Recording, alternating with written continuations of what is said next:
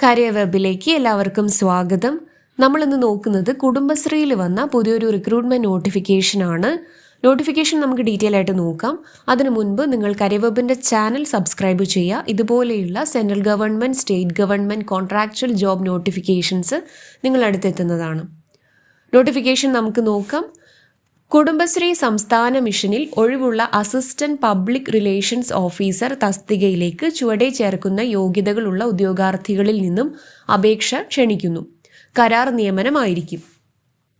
Assistant public relation officer എന്നതാണ് തസ്തിക. ഒരു ഒഴിവാണ് നിലവിൽ റിപ്പോർട്ട് ചെയ്തിരിക്കുന്നത്.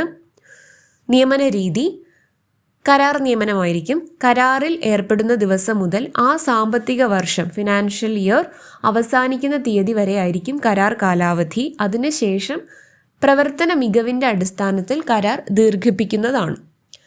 എഡ്യൂക്കേഷണൽ ക്വാളിഫിക്കേഷൻ നമുക്ക് നോക്കാം. അംഗീകൃത സർവകലാശാലയിൽ നിന്നുള്ള BA or BSc or BCom ഡിഗ്രിയാണ് ചോദിച്ചിരിക്കുന്നത്. സർക്കാർ പബ്ലിസിറ്റി ഓർഗനൈസേഷനിലോ പ്രൈവറ്റ് ഓർഗനൈസേഷനുകളിലോ പബ്ലിസിറ്റി ഡിപ്പാർട്ട്മെൻറ്റിലോ ന്യൂസ് പേപ്പർ, ന്യൂസ് ഏജൻസികളിലെ എഡിറ്റോറിയൽ വിഭാഗത്തിലോ 2 വർഷത്തെ പ്രവൃത്തി പരിചയം ചോദിച്ചിരിക്കുന്നു. പ്രസ് ബുള്ളറ്റിനുകൾ, പ്രസ് പബ്ലിസിറ്റി ഹാൻഡ് ഔട്ട്സ് മുതലായവ തയ്യാറാക്കുന്നതിനുള്ള അവഗാഹം, അതിനുള്ള ഒരു സ്കില്ലും കൂടെ ചോദിച്ചിട്ടുണ്ട്. ദെൻ സാഹിത്യം, കല, സംസ്കാരം, ഇക്കണോമിക്സ്, പൊളിറ്റിക്സ് എന്നീ മേഖലയിൽ ഏതിലെങ്കിലും ഇംഗ്ലീഷ് ഓർ മലയാളം ഭാഷയിൽ സൃഷ്ടികൾ പ്രസിദ്ധീകരിച്ചിട്ടുള്ളവർക്ക്, അതോടൊപ്പം അല്ലെങ്കിൽ ഇംഗ്ലീഷ് മലയാളം ദിനപത്രങ്ങളിൽ എഡിറ്റോറിയൽ വർക്ക് ചെയ്തിട്ടുള്ളവർക്ക് മുൻഗണന എന്ന് നോട്ടിഫിക്കേഷനിൽ പറഞ്ഞിരിക്കുന്നു. ഓക്കെ. ദെൻ പ്രായപരിധി 35 വയസ്സിൽ കൂടാൻ പാടുള്ളതല്ല. 31/1/2026 ജനുവരി 31 ബേസ് ചെയ്തിട്ടാണ് പ്രായപരിധി അവർ നിർണയിക്കുന്നത്. 35 വയസ്സിൽ കൂടാൻ പാടുള്ളതല്ല. വേതനം 32,550 പ്രതിമാസ വേതനം 32,550 പറഞ്ഞിരിക്കുന്നത്. ദെൻ എന്താണ് ജോലിയുടെ സ്വഭാവം എന്നത് നോക്കാം. പത്രക്കുറിപ്പുകളും വാർത്തകളും തയ്യാറാക്കുക, പ്രോഗ്രാമുകൾ കവർ ചെയ്യുക, വീഡിയോകൾ തയ്യാറാക്കുക, സോഷ്യൽ മീഡിയ കൈകാര്യം ചെയ്യുക, ആവശ്യമായ സ്ക്രിപ്റ്റുകൾ തയ്യാറാക്കുക, മീഡിയയുമായി ലെസൺ നടത്തുക, വകുപ്പ് സംഘടിപ്പിക്കുന്ന പരിപാടിയുമായി ബന്ധപ്പെട്ട് ഏൽപ്പിക്കുന്ന ജോലി നിർവഹിക്കുക തുടങ്ങിയവയാണ് ജോബ് ഡ്യൂട്ടീസ് എന്ന് പറഞ്ഞിരിക്കുന്നത്. കൂടാതെ കുടുംബശ്രീ മിഷന്റെ പ്രവർത്തന രീതി അനുസരിച്ച് ചുവടെ ചേർക്കുന്ന ചുമതലകൾ കൂടിയുണ്ട്. അങ്ങനെ ഏകദേശം 8 ചുമതലകൾ നോട്ടിഫിക്കേഷനിൽ പറഞ്ഞിരിക്കുന്നു. അപ്ലൈ ചെയ്യാൻ ആഗ്രഹിക്കുന്നവർ നോട്ടിഫിക്കേഷൻ ഡീറ്റെയിൽ ആയിട്ട് വായിച്ചു നോക്കുക. അതിനുശേഷം മാത്രം അപ്ലൈ ചെയ്യുക. ദെൻ അപേക്ഷ സമർപ്പിക്കേണ്ട രീതി.